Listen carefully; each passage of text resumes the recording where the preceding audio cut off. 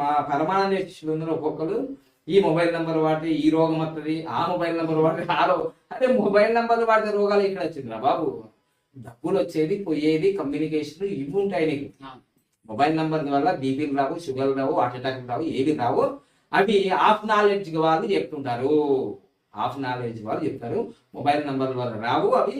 Communication mobile number ద్వారా నీకు ఆ కమ్యూనికేషన్ సరిగ్గా లేకపోతే బిజినెస్ జరగదు, రిలేషన్ మంచిగా ఉండదు.